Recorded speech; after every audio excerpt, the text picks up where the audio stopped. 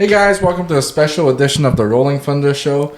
Today we have the 4 stripes lightweight purple belt prize challenge finalists here. We have the champion Brad Choi and Roger Bajracharya.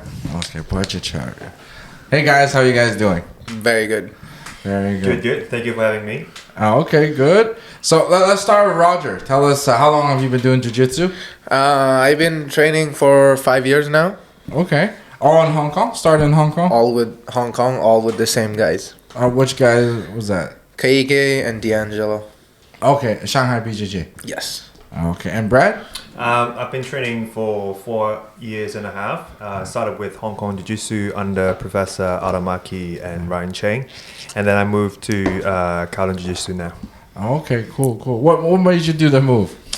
I tried during the COVID period. I tried open mat at Kowloon, and then I feel like it more suited to what I was looking for, more sparring, and my training partner moved there, so that's the biggest motivation. Oh, okay, cool. So you guys fought, Yeah. How was it? Was fun. It was fun? Was a little bit annoying. Okay. So I've been told. Let's go through the first match of Brad first. First match was Mark Gagnon. Yeah, first match with Mark, I was told he's an MMA guy, so I was precisely looking now for the guillotine and foot lock, and first minute he went for the foot lock, so that's what I was expected, and then a couple of times I was passing his guard, and then I was just very cautious of the his arm around my neck, so I think I did pretty good, but that was my first purple belt fight, and then I know that I look at the clock a lot of times because 7 minutes it's first time it's too long for me. Okay, but you trained for 7 minutes, or were you just training for 5 usually? Just five. Yeah. How about you? Your first match? I kind of freaked out because it was a cross collar choke, right? Amazing cross collar choke. So tell us. How did you, who was your first fight again? Sorry, I don't quite recall. Max? Okay. Max. I remember he was quite aggressive in the beginning. I think he was very nervous. I felt him stiff. Yeah. So, okay. In the beginning, I was planning to shoot a single leg or double leg. Yeah. The way he was very tight, I was like, just jump guard and do what I always do. Okay. Did you copy Roger Gracie's game because your name is Roger? No, it just naturally came. But your game is very Roger Gracie oriented. Nah, I play everything, but this time it was the most simple one I could do.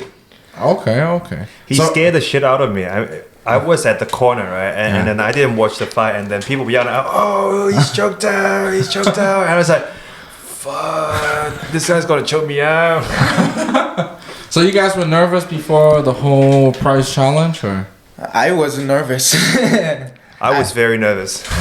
I stayed very calm because I did MMA like 3 weeks ago. Okay. So I was like, no one's gonna punch me. Okay. But are you nervous before the match, or you guys? You were. How about you, Roger? I was most nervous in the morning, actually. Morning was after a week. I came to the gym. I was like, oh, this is normal. I do this every day. Okay. How about you, Brent? Yeah, I started to get nervous during the morning. I think I woke up early in the morning, and then I just start tidying up my apartment, and then went to the gym. I was worried about my weight. Yeah. Same weight was like I had to be vegetarian for like 4 days. Oh wow. Okay. I normally walk around 78, and being 74 with 76 with the gi was pretty hard. Okay. And how did you guys prepare for the prize challenge? Did you do anything specifically? Train every day anyway. For your training, did you specifically train in a certain guard or different passes, or do you just kind of go with the flow? Me or you first. Okay. We did a lot of specifics, but we train every day. Just every day, same thing. Okay. I just did pretty much everything the same, except I add in a little bit more cardio stuff because I was in quarantine 2 weeks before the competition, so I was worried that my cardio won't be able to catch up. Okay. But in terms of game plan, guards, just the same thing. It's the same thing, right? Same thing as you do in sparring, or For me, I actually had no game plan. Honestly, I just came in and you just do, whatever I right? felt, I did. yeah. That's some for our viewers, right? This time we're on video, guys. What's up? So, I don't know. For me, I always spar different than when I go compete. I have like an A, B, C, D game. Yeah, I'm the same. Yeah. So I seldom do my A game in the gym unless I'm getting close to comp. So most likely I do like different games I'm working on, what I'm bad at, and then How long have you been training? Probably 2 of you guys put together, 10. Ooh. Oh dang! I think JK is about the same or longer than me, right? 10, 11? Dangerous. 10, 11 years. And now my back is very wrecked. I think my back and my knee are both wrecked.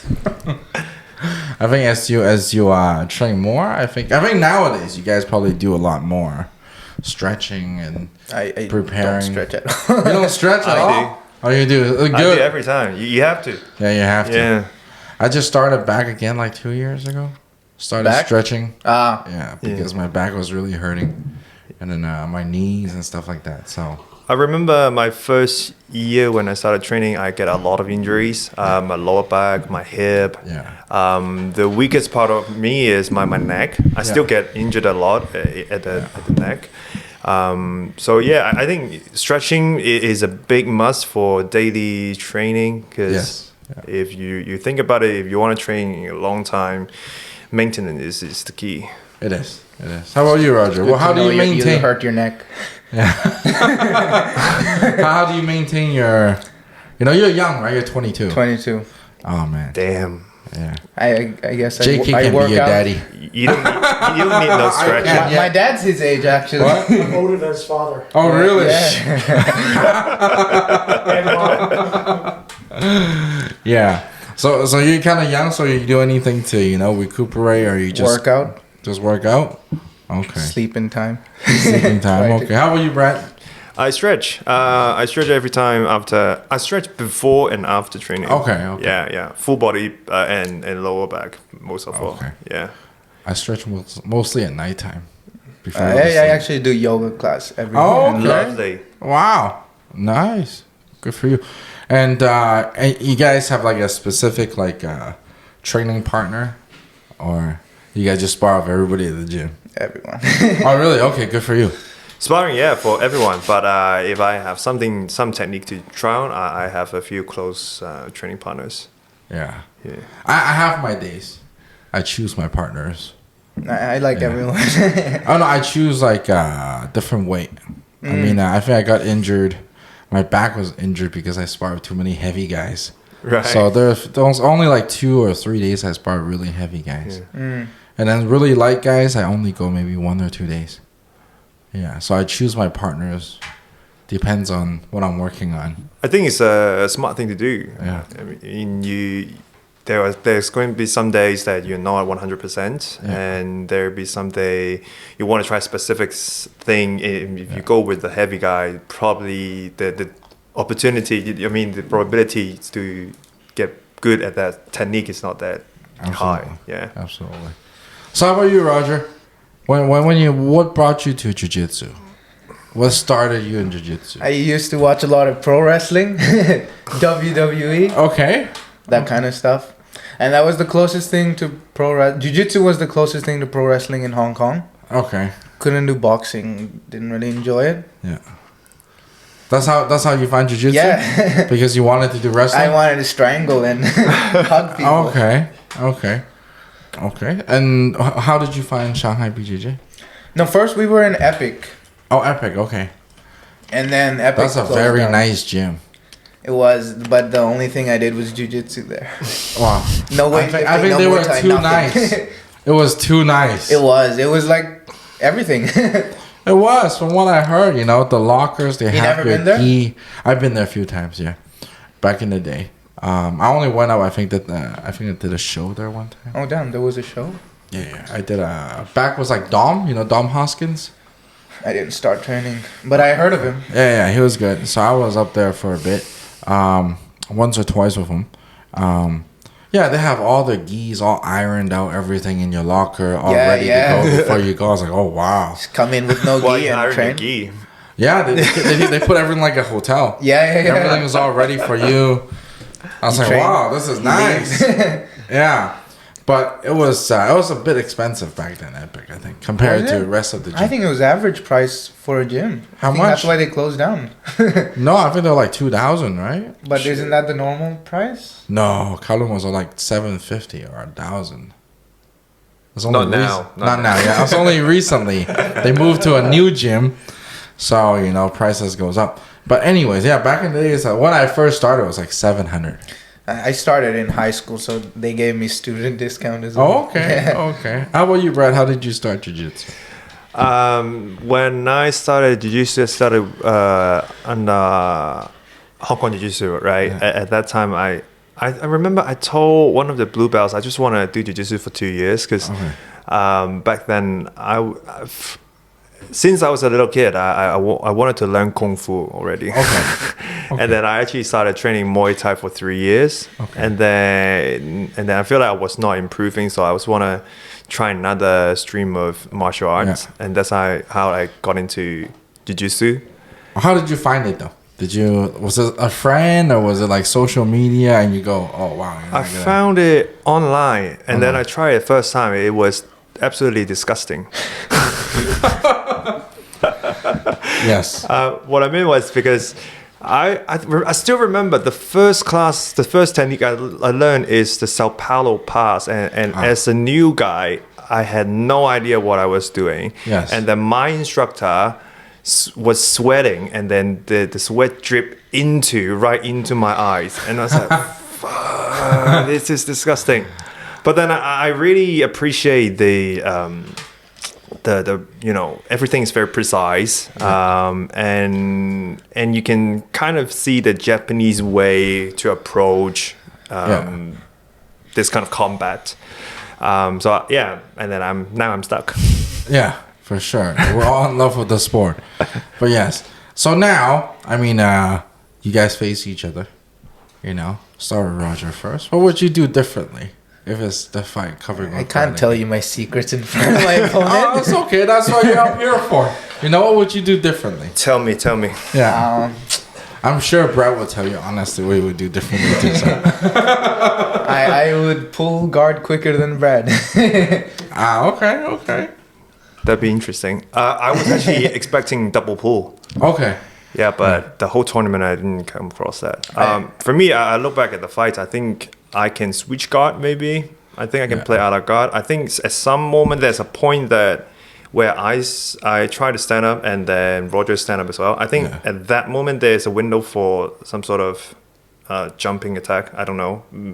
I think so, but I think I can come up with a leg drag or other stuff. Yeah. From what I saw, this is just my opinion. So, you know, I think Roger needs to work on his passing game. I think, So I was expecting him to pull guard quicker. Right. I was like, okay, you know, first two match, you know, you place the guard. So I actually wanted to shoot a single leg, but I saw him coming. I was like, fuck, I gotta. I think I was telling Hohen, he was beside me. I think this guy can't pass. I'll pass your guard. I don't think he can pass. I was like, 2 match in a row, 2 pulling guard. I said, you know, coming up, he has a choke. He has a very good submission. I said, you know, that's probably. That's the thing. The whole thing. When I went out, my strategy is to keep Roger still. Yeah. And that's my strategy because I feel like he's very athletic, and I don't want to just come up with any kind of sweep and then be stuck in his close guard for 5 minutes or so, you know, and then just worry getting the cross stroke. Yeah. For Brad, you know, my honest opinion was, you know, his guard was good. It was nice. But we haven't seen much passing. But he was smart. I mean, throughout all his matches, he was playing strategically very smart, you know, into his guard game. I know he has that one spider sweep, which he got almost everybody. Yeah. That's why actually I didn't want to stand up with him because I knew something would tangle my legs. Yeah, I was waiting for you to give me Yeah. the leg entanglement. I knew. I was waiting for you to stand up, and then when you stand up, I will spin under to your back. I was thinking that, but you didn't. There's no way I'm giving the points away. I was okay. You know, I thought, at least me, I don't know about Hohen. I thought you were passing on your knees. I was like, wow, okay, this guy knows his game. He's passing on his knees. Here we go. And I'm like, okay, I think in the commentating, I keep talking about, I'm like, oh man, I think he's coming. I think he's going to go. I think he's waiting for the last shot. And then at the end, I'm like, where the fuck was it? It's still hidden, man. But it was good, you know, I thought it was the right way. I always tell my morning class students to pass on the knees. Yeah, because I think passing it gives the other guy less option. Yeah. To play. Yeah, that's why I said I really appreciate the commentary. I think Hohen and Philip, you point out the weak point of my game. If you're able to pin down one leg and then or put me into a half guard, then all my distant games just go away. Yeah. Yeah. So that's what I thought Roger was gonna do. I was like, oh, here we go, because I saw his game. I'm like, okay, his bottom game is all Roger Gracie. So, you know, I'm like, oh man, there goes the Roger Gracie, forcing him to half guard. I'm like, here we go. Am I gonna see the cross stroke? You know, the famous cross stroke from Mount. I'm like, oh, is he waiting? What is he waiting for? But it was good. I was very amazed with your cross choke. The first one, I was like, because he was, you know, his back was behind me. I think Max, his name was. I was like, yeah, because, you know, he wasn't facing me. He was turning the other way. So I was like, is he out? I felt him not moving and I shaked him. He didn't move. So I told the referee. Referee didn't do anything. So I smiled at the referee. Then the referee came. Yeah, I was like, oh, he is out. But how long did you practice that cross choke? You know, I think I mentioned before. That's like one of my first times seeing somebody get choked out. Really? You should come to my gym. Yeah. But I mean, not too often. I mean, you know, during sparring, during competition, not too many people actually pull off that. Yeah. I think that was the easiest choke I could do. From cross choke. From close guard anyways. I don't really see that too often. Yeah, how do you practice it? What is the key? What is the key component? I can't tell you everything. I don't want to spill my secrets here. Don't worry, people can see it online Cross too. choke is not easy to pull up. Yeah, but we want to see what is your key point. You know, like Roger does it with his elbow to the chest. You know. I actually used to hate that choke, but I still did it. And then starting blue, purple, I was like, oh shit, it's just there all the time. Okay, but what is your key? Do you go deeper or do you go? You know, like Lucas Leitch when he was here. You know, I kind of brought him around Hong Kong. I asked him about that choke. He goes quite deep, and then with his hand, he actually just puts it beside it, and then he just grabs whatever. So, and I know there are guys that like Leo Vieira, he goes all the way over to the back to pull. So everybody has a different variation, and obviously Roger likes to go thumb in.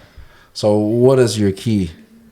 Actually, if you keep it that way, I like holding the back part and looping around the head. Yeah. That makes it like, oh shit, it's just there suddenly. Okay, very. You can see it in the video. Both of them, I had one in. Yeah. The other hand was from the back. Then I just looped it. Okay, then just looped it. So right? you do this. First in, and then I hold the back collar, hold and just loop it around. Right. Okay, and then you pull down. Yeah, just hold. do you tweak your wrist? Because you know Roger is famous for tweaking. But you can. Yeah. I didn't need to, but you could if you want. Yeah. And I saw Brad. You like to do. It's not a really traditional spider guard. You like to do the collar grip, which is a tighter grip. I like the collar grip because that distorts the torso. Give you the, you know, your posture would be, you know, very bad. Yeah, that's my game. Yeah.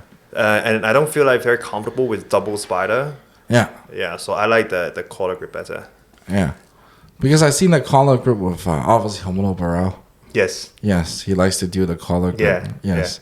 It's a very famous grip. And he likes to do the same thing as you. I call it the balloon sweep. I know everyone calls it the overhead sweep. Yeah. I saw you do a few times on that.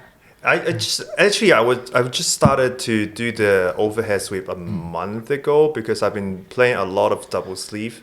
Hohen said it very correctly. He said I have to break off one of the sleeve grip to go to other setup. Otherwise, I don't have other setup. That was very precise, and that's why I very appreciated the commentary. It's good analysis.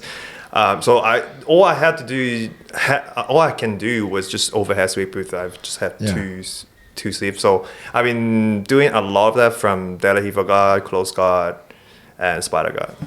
Yeah. At one point, I thought you were gonna go to the triangle.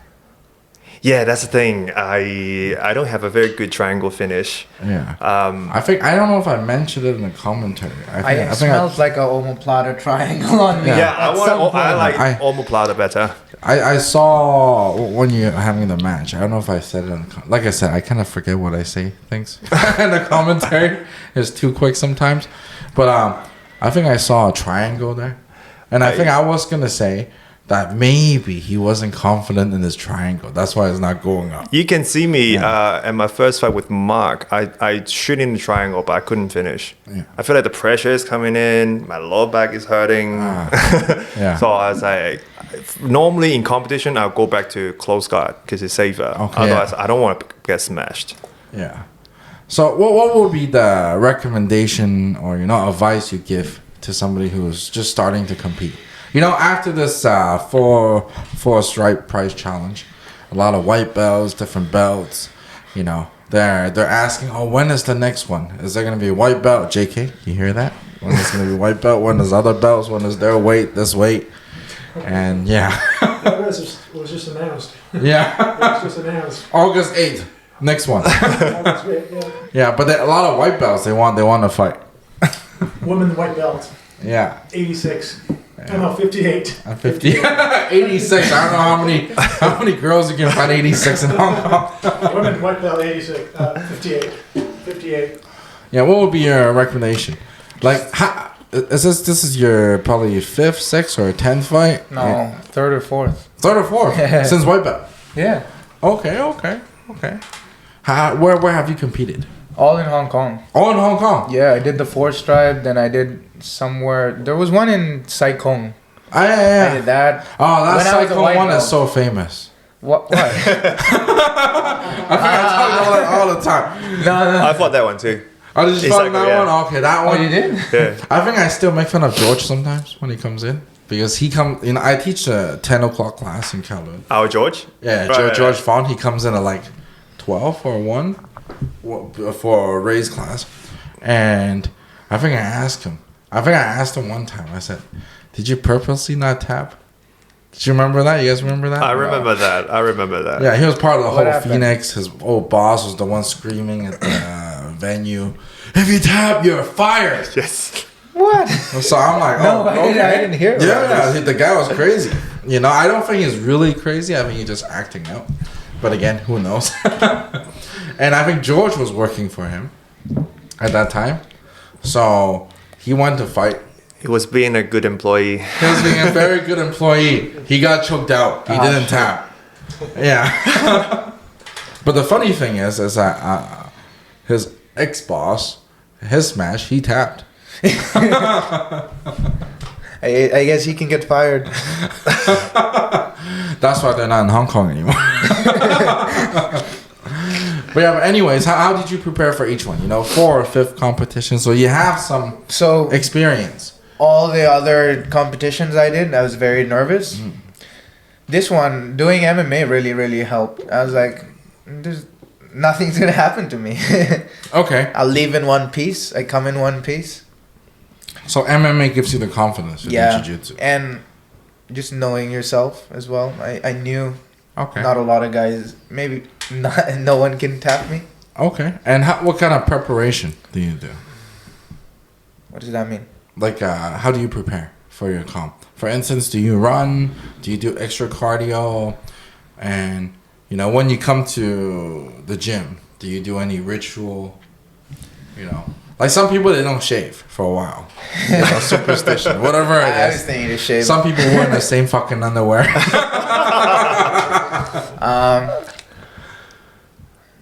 train more often. Okay. During the competition period. 3-4 hours. Each day, every day. Try to. Okay, how about you, Rhett? I remember when I started, I used to write down my game plan. Okay. Yeah. When I was white belt, all I do is single legs. Okay. So I have a like a roadmap or something, a piece of paper to write down. Or if I get this grip, I will pull like this or pull like that. And then if I don't get this, what do I do? Yeah. And then in the months of preparation, you just keep on rehearsing your game. Yeah. Keep on going at it. And then slowly you find the missing pieces. Now, obviously, I'm purple belt, and then so the game is a lot more complex and a lot more variation, so I don't write it anymore. But yeah, that's just how I prepare for competition. Okay. But do you do any extra cardio? Cardio, yeah. Extra sessions or? Not really. And the key to competition, I think, is avoid injuries at all costs. So I am a little bit more selective about the sparring partner. Obviously, you need to go hard, and you need to challenge yourself. But you know, if someone in the gym, there must be some guys. They're not intentional, you know, to injure somebody, but he's explosive. He can't help it. Then that kind of guy, I will avoid them during before competition. But normally, I spar with everybody as well. Yeah. And how many competitions have you competed in?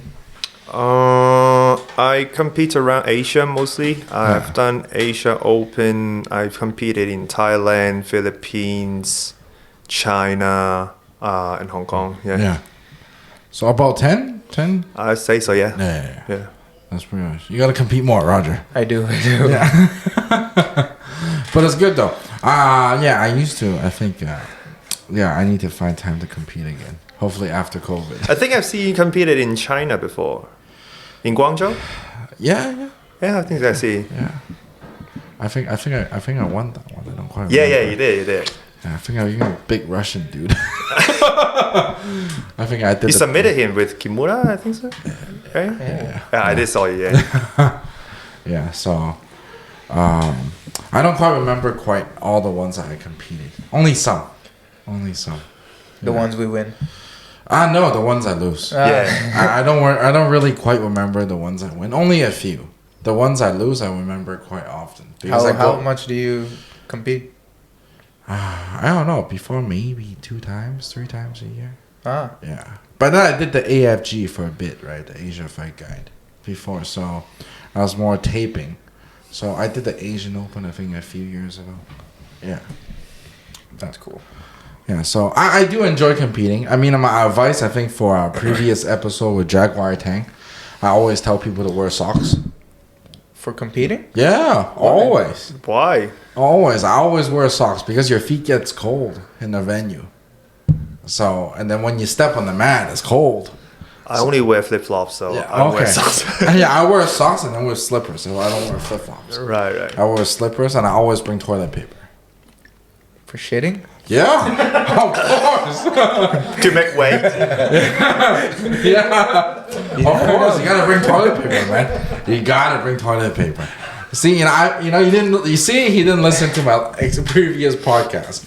I told Jaguar Tang I always bring toilet paper. Can you imagine this? He's been to the Asian Open, even Hong Kong Copa. There's probably 600 people in Hong Kong Copa throughout the day. In Asian Open, a lot more. And you think they have enough toilet paper in the toilet? No. You know how many people get so nervous they shit themselves before? So I always bring toilet paper. That just gives you like, if you're stressed out, you have no toilet paper, right? So yeah, I always bring. The only time I shit before competition is the one I saw you. Because I was trying to make weight. Oh, okay. I was like 0.5 above 60 more than the weight, and then I need to take a shit. And the other thing is, a lot of people do the Red Bull or the Monster, right? They drink like a few before. You're going to the shitter after that. So I always say toilet paper. That towel. I always bring a towel. Towel, yes. Towel, yes. Because you sweat and then your gi gets... And I always bring an extra gi. Oh. Yeah. And recently, I used to buy those, now those massage guns. Oh, yeah. I got like a tiny one right. just for the forearm. Right. Why extra gi though? Because sometimes it gets ripped. Yeah. Oh, right. Sometimes it gets like super soaked, and then I wear another one. Are you allowed? I don't think so. I sneak it in every time. I think one time I was like, wasn't he in the black key? Why is he in the blue key now? I said, you just remember wrong.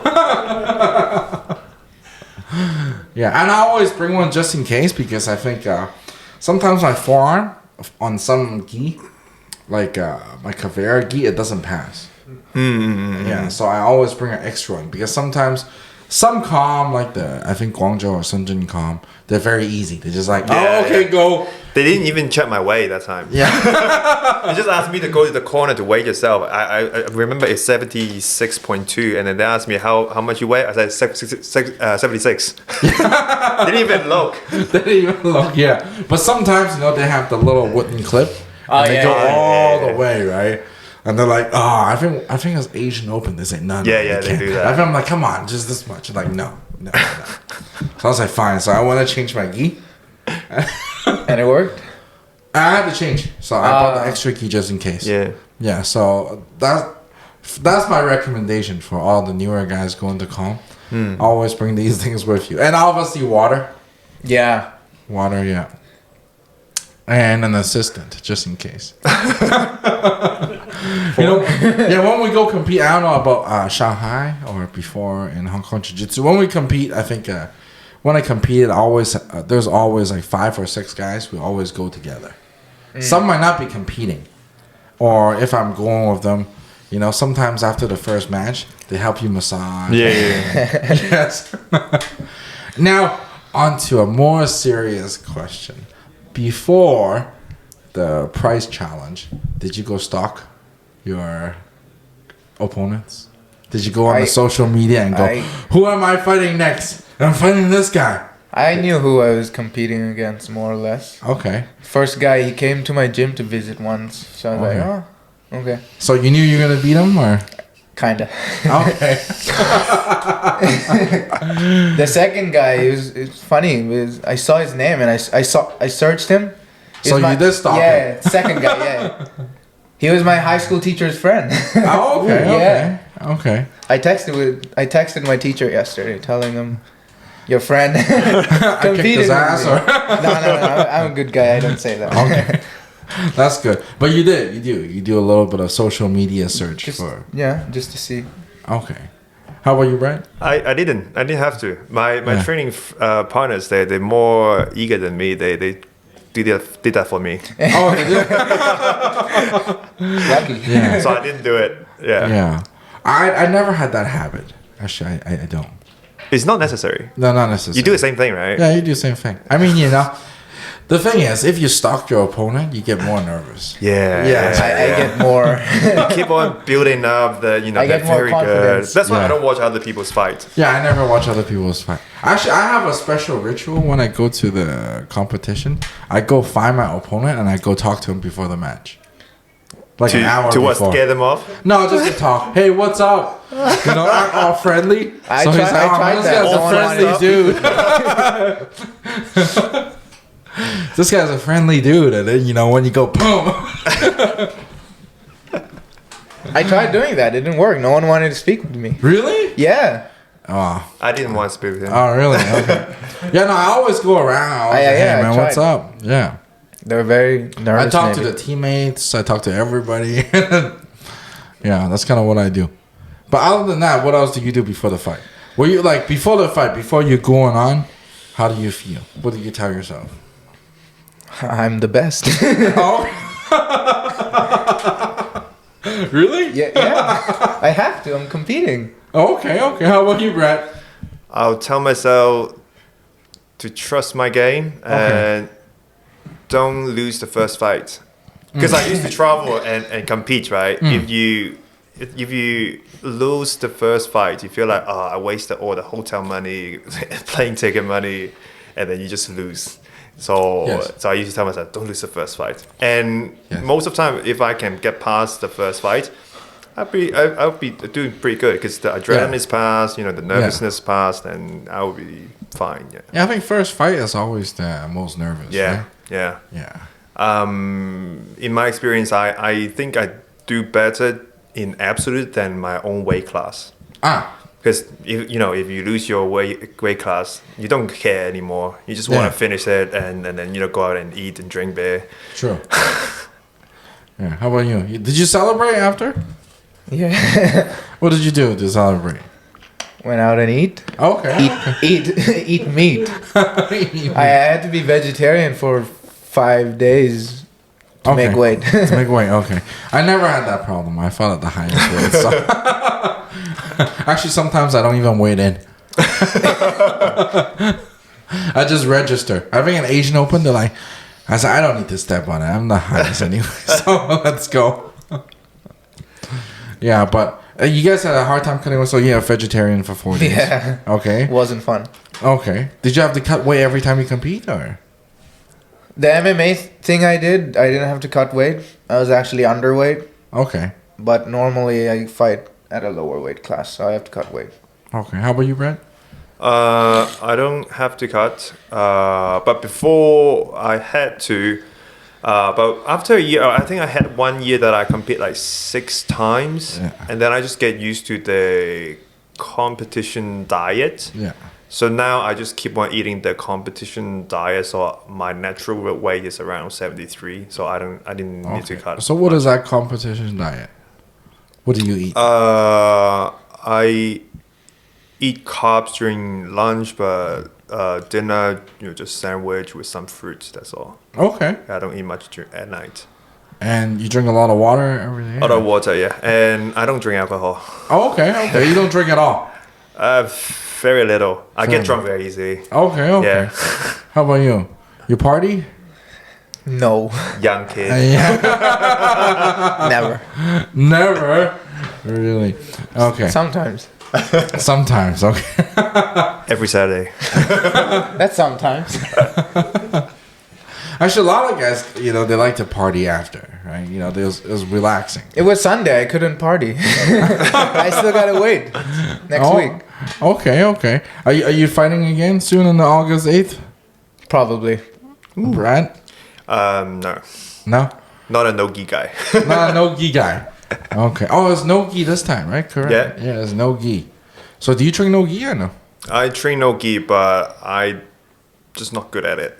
Okay. Yeah, I find it hard to keep up with the tempo because it's too slippery. You can't hold your opponent down. That's my game, right? Yeah. Holding my opponent down. Yeah. Yeah.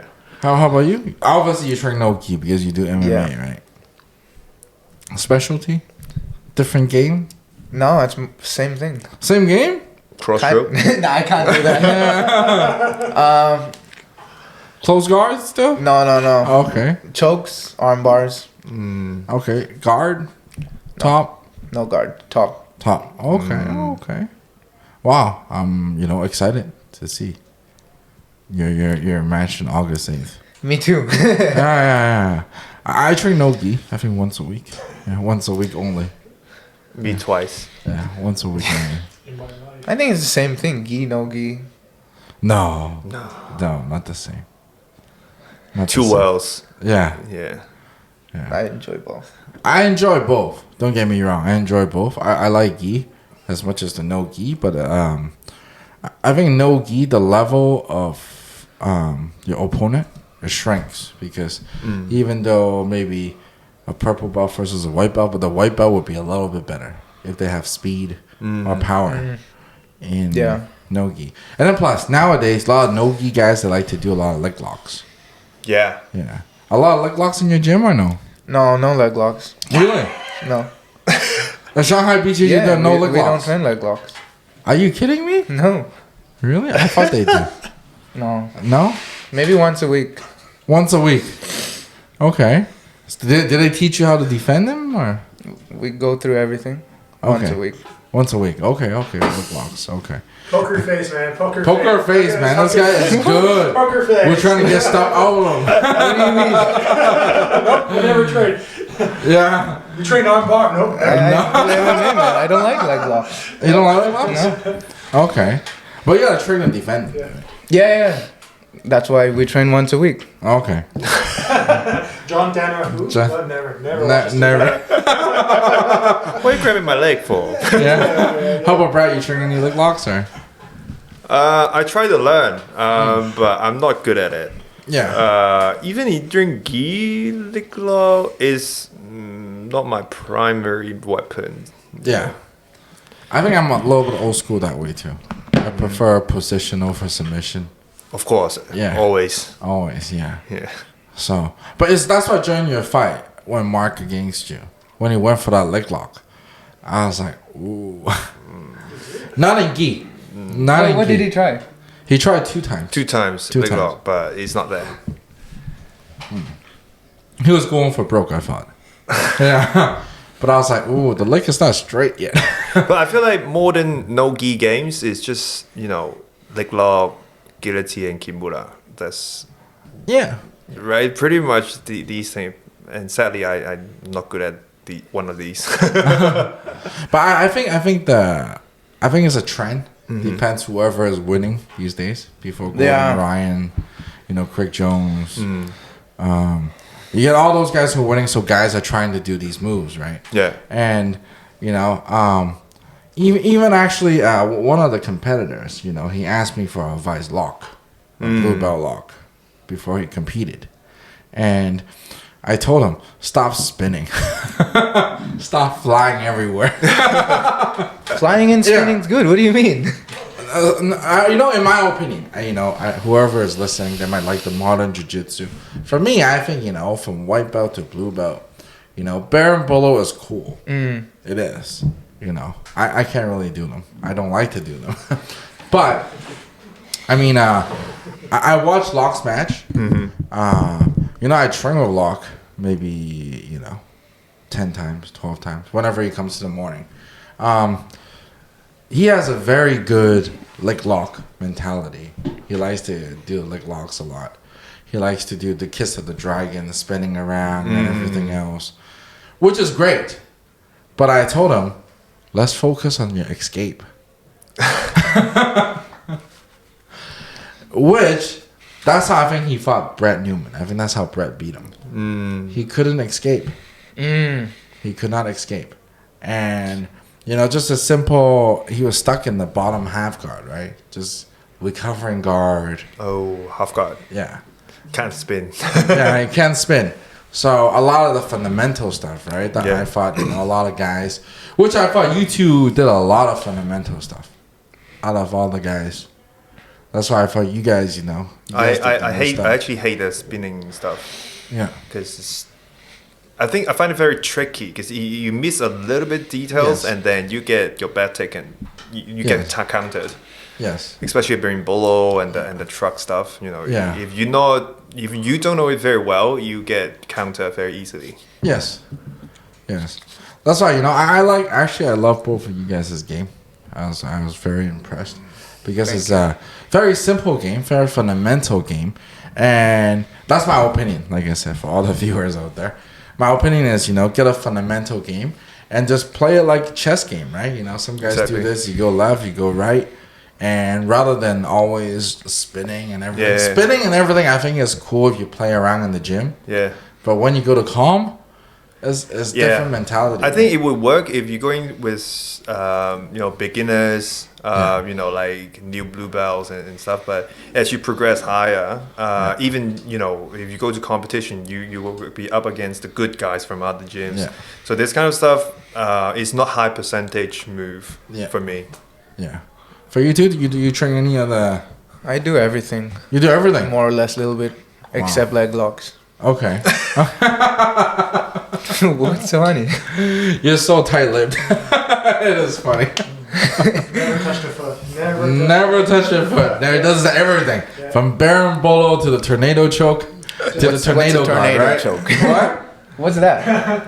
Cross collar all day, every Yeah, day. tornado choke is the choke from turtle guard. It's actually Rafa Mendes does it. He actually spins his leg around. and falls on I one know side. that one. I know that one. Yeah. I like that one. Fancy. Fancy, yes. Yes. Yes, or like the tornado guard. Actually, I've never seen that in calm, except for Cyborg. What is tornado guard? It's actually half guard and he inverts and he flips you over like a seesaw or like a Never saw it. oh you know Cyborg. I know, yeah. Yeah, that's a specialty. Oh, okay. Yeah, that's a specialty. He likes to do the actually Bushesha did it a few times in calm. Yeah, they like to do the half guard and then invert so that one leg is straight and they pull your whole body out. Yeah, it's quite a cool move, but I just never seen it. I think I need to develop my half guard. After you said, to pass me, you need to put me into half guard. I think I need to develop more half guard game. Yes. Actually, the other competitor, Gaho from Kowloon BJJ Mongkok, he almost pulled off the Shaolin sweep. I was very impressed. I was very, very impressed. Old school. Old school, yeah. That's like the Shaolin sweep from half guard when you roll backwards from Future Shaolin. So amazing move. I was like, oh man, he almost pulled it off. I was waiting for that. Actually, that move I trained for like 4 years. Literally for that Future Shaolin move, I trained for 4 years because rolling backward with somebody on top of you is quite difficult, especially in half guard. Yeah, I think it's more difficult when you're competing. The guy will fight back, Yeah. You try to shove him down to your hip, but then he will come climbing back.